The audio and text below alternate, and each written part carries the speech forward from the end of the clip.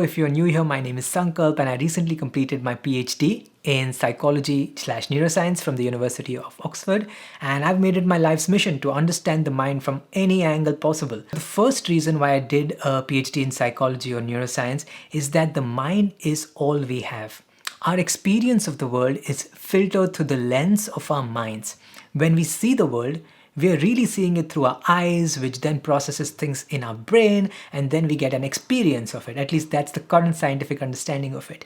So everything that we experience comes through the lens of our minds. It's a bit like wearing these pair of glasses.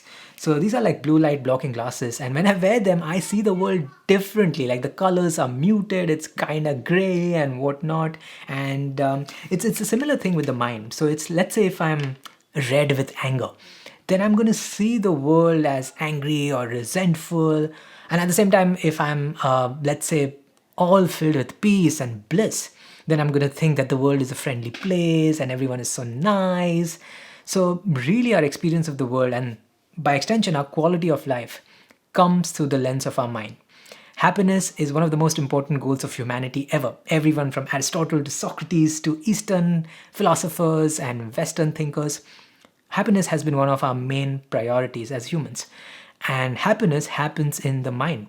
And so does suffering, the opposite of happiness. So for me, the reason to study the mind is to solve and understand humanity's most important pursuit, which is that of happiness, which is that of a great quality of life. Now, of course, to be clear, by happiness, I don't mean like a pleasure hit. That you can do with some substances. But what I mean is this deep sense of I lived a life which was worth living. I'm fulfilled. I'm deeply touched. And I think the way to get ourselves to that state of mind is to deeply study the mind. And that's why I do it. So the second reason I decided to do a PhD, and the emphasis here is more on the PhD bit, is that science is the best way we have of finding the truth. I truly believe that. And the reason for that is there's no other methodology that humanity has ever developed that is as rigorous, that is as prone to correcting itself, and that is as humble as science. If you go to science conferences, you will see people just like trying to give caveats, they're trying to qualify themselves, they're trying to give evidence.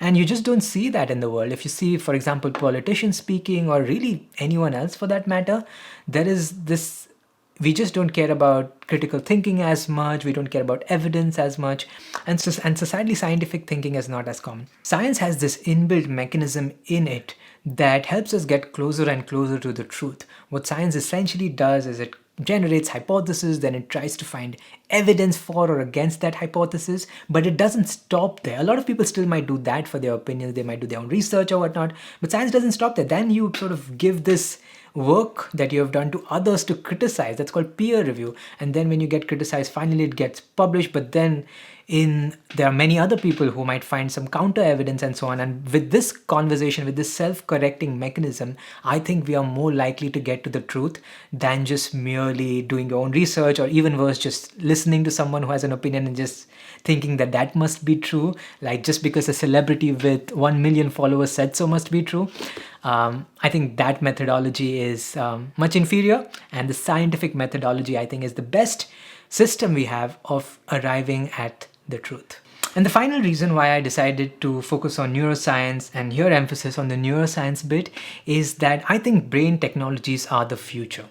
Like so far we were limited because we couldn't access the brains directly, either because it was unethical, of course you don't want to open up brains, or because the technologies were not there.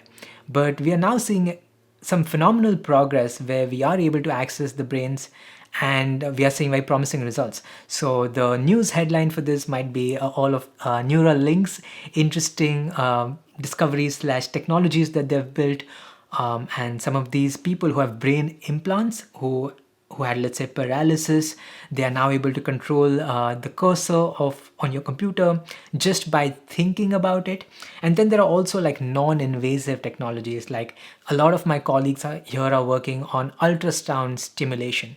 So here you focus a beam of ultrasound waves, which is ultrasound waves to the parts of the brain that you want to reach, and then that just sonicates, is the technical word, sonicate that part of the brain in which you might be able to influence the activity of the brain. And this could be like a treatment for illnesses like depression and so on. And who knows, we might even be able to enhance our capacities by these technologies like ultrasound. One of the technologies I am working with and will work with in the years to come is what's called neurofeedback or biofeedback or real-time fMRI, all same things. And what that is you lay inside an MRI scanner and you're doing something like, you're motivating yourself, but the difference here is you're actually shown your brain activity live.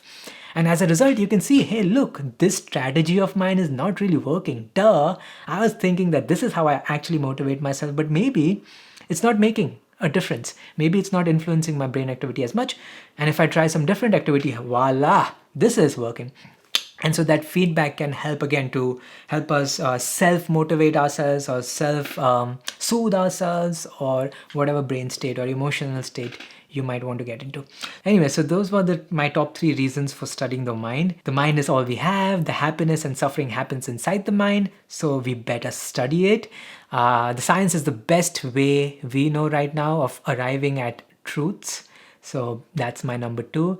And the third one is, I think brain technologies are the future, and they're going to make rapid enhancements, which is going to make our journey towards better quality of life much faster and much more smoother, perhaps. If you'd like to grow your mind and get closer to happiness and perhaps away from suffering, then I have one free tool for you. I created this scorecard which asks you just a series of questions, takes less than 3 minutes, and then gives you like this beautiful detailed reports on which areas of emotional intelligence or personal growth you might be lacking in, which areas you are good at, and then also recommends a personalized plan to improve. It's all zero cost. Link is down below.